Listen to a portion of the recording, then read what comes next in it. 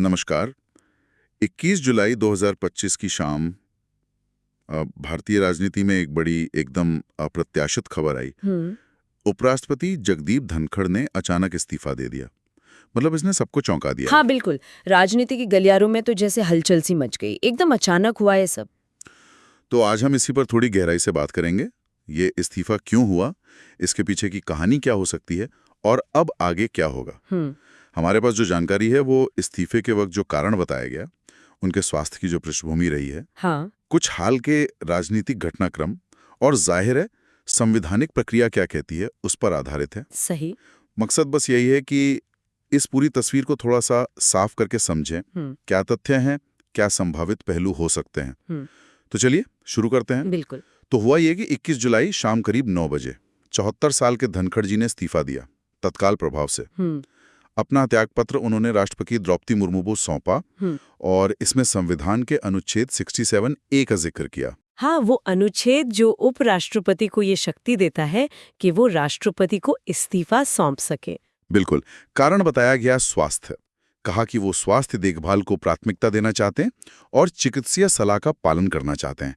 डॉक्टरों और परिवार की सलाह का भी जिक्र था। और देखिए, ये जो स्वास्थ्य वाली बात है, ये एकदम से हवा में नहीं आई है।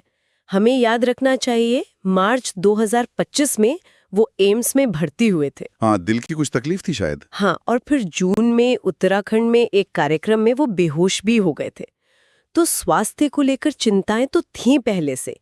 ये इस्तीफे के कारण को एक, आप कह सकते हैं, वजन देती हैं। हाँ, वो पृष्ठभूमि तो है, बिल्कुल है। लेकिन फिर भी इस्तीफे की टाइमिंग मॉनसून सत्र के ठीक पहले दिन, ये थोड़ा सोचने पर मजबूर करती है ना। बिल्कुल, टाइमिंग तो बहुत अहम है। अगस्त 2022 में वो चुने गए थे, कार्यकाल तो 2027 तक का था। तो ये अचानक फैसला लेना राजनीतिक और संवैधानिक दोनों नजरिए से बहुत मायने रखता है। और इसी में एक और दिलचस्प मोड़ है। अच्छा। जो सूत्रों के हवाले से बात सामने आ रही है हम्म।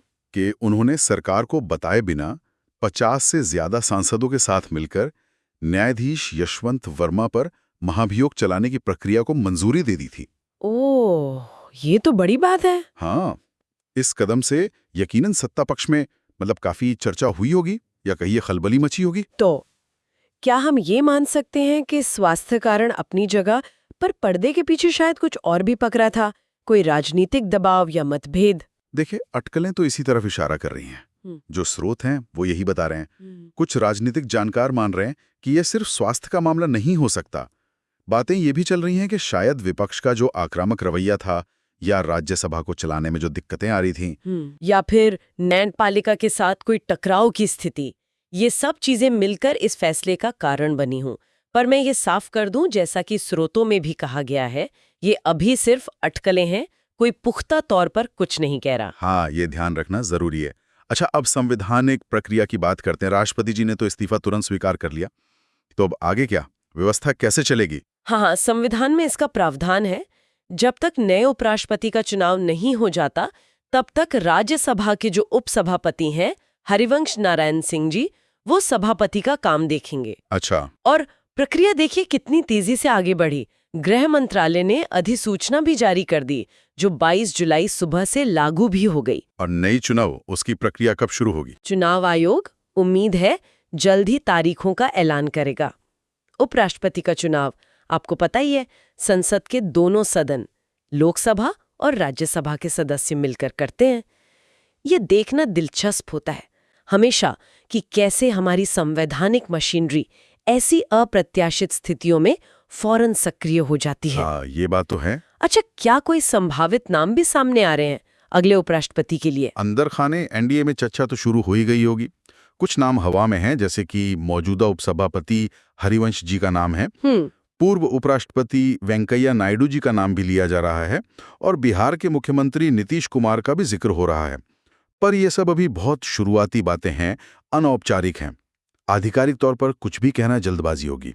तो कुल मिलाकर अगर हम देखें, उपराष्ट्रपति का अचानक इस्तीफा, आधिकारिक कारण स्वास्थ्य, लेकिन इसके आसपास राजनीतिक अटकलों और हाल की घटनाओं का एक ताना बाना सा दिखता है। हाँ। और अब देश एक और महत्वपूर्ण चुनाव की तैयारी में लग गया है। बिल्कुल। और आखिर में सोचें तो ये घटना हमें एक जरूरी सवाल के सामने खड़ा करती है। जो सार्वजनिक जीवन में इतने ऊंचे पदों पर लोग होते हैं, हाँ। वो जो कारण बताते हैं अपने फैसलों का, अच्छा। और जो असलियत होती है पर्दे के पीछे की जटिल राजनीतिक सच्चाई, अच्छा, उसमें अक्सर कितना फासला होता है। ये सोचने वाली बात है। हाँ, मतलब जो हमें बताया जाता है हाँ। और जो शायद वाकई में हो रहा होता है, अच्छा, उसमें कितनी समानता है या कितनी भिन्नता। ये विचार करने लायक